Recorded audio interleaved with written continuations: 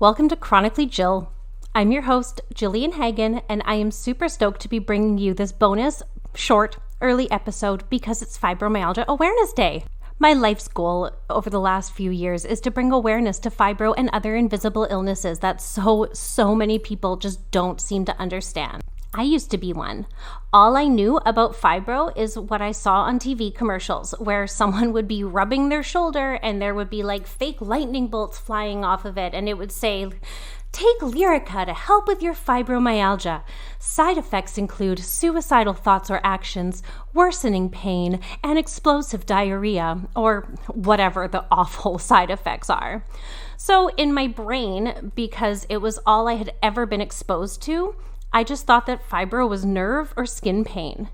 Even as I was seeing doctor after doctor for chronic pain, extreme fatigue, memory issues, and burning skin, not one of them ever mentioned fibro as a possibility.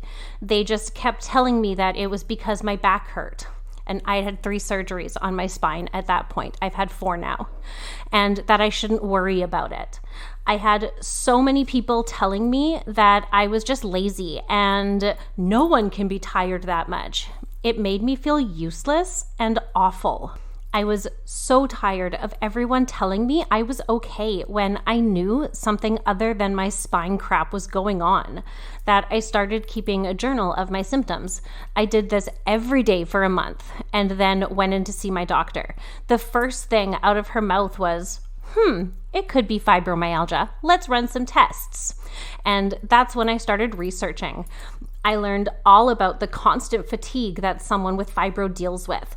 I learned of the widespread musculoskeletal, and sorry, I actually typed that word correctly when I was writing this out, and I'm just really proud of myself for that.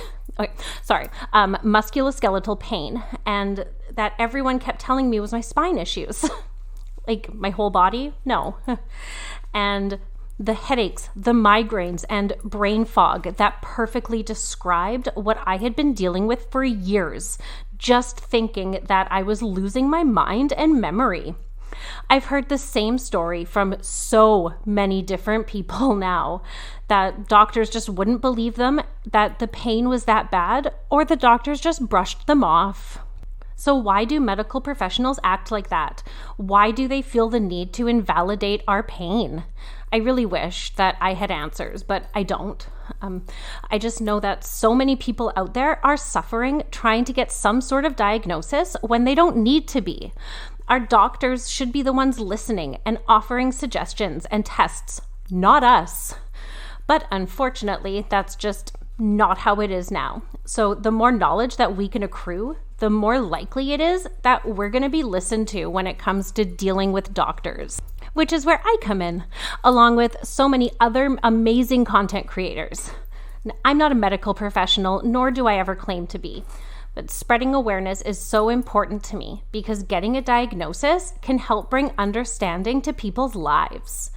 And if this doesn't make sense to you, think of yourself spending years and years in pain, doctors only ever prescribing painkillers and either telling you to lose weight or exercise more.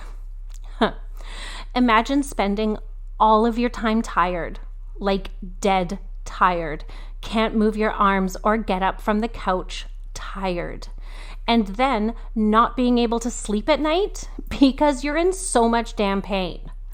Imagine doing something like the dishes and then having to rest after because you're so drained and exhausted.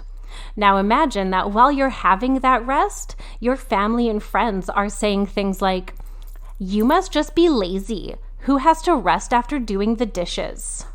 If you just tried harder and pushed yourself, you wouldn't need that rest." While you know that you're doing your absolute best and even going beyond what your body is capable of. Once we have that diagnosis, we can say, "I have this. I have a condition. It's not my fault. Let's learn how to live with it," because we have to live with it. That's all we can do. There is no cure. This upset me just having to write it because I remember all of those feelings too well. that you're not enough, that no matter how hard you try, you're always going to fail. It's 100% not true. But even when you know that it's not your fault, those intrusive thoughts still happen. And when the people around you don't understand what you're going through, they feed into those thoughts. This is why awareness is so important, especially to those of us who don't understand what it's like to live with invisible illnesses. Understanding what someone is going through, even if you don't know what it feels like personally, it can only bring kindness into the world. And that's something we all need a little more of. Kindness and grace. So if you're listening to this and you have a loved one who has any invisible illness, please do some research, learn about it for them. Because again, understanding what someone is going through is only going to bring good to this world. Let's stop stigmatizing chronic illnesses and let's start learning what the people who suffer from them need. Thank you so much for listening to my short bonus episode for Fibromyalgia Awareness Day. If you're interested in being on the podcast, please go to chronicallyjill.ca and fill out the form. This is an independent podcast, and I am doing 100% of the work myself. So if you would like to support us, please go to my Acast or Patreon. The links are on the website, which again is www.chronicallyjill.ca. And for as little as $2 a month, you'll get early access to episodes, ad-free content, and more. If you're not interested in that, totally cool. Just listening, sharing, and subscribing wherever you listen to podcasts is amazing. I hope you all are having a fantastic day. Lots of love and gentle hugs.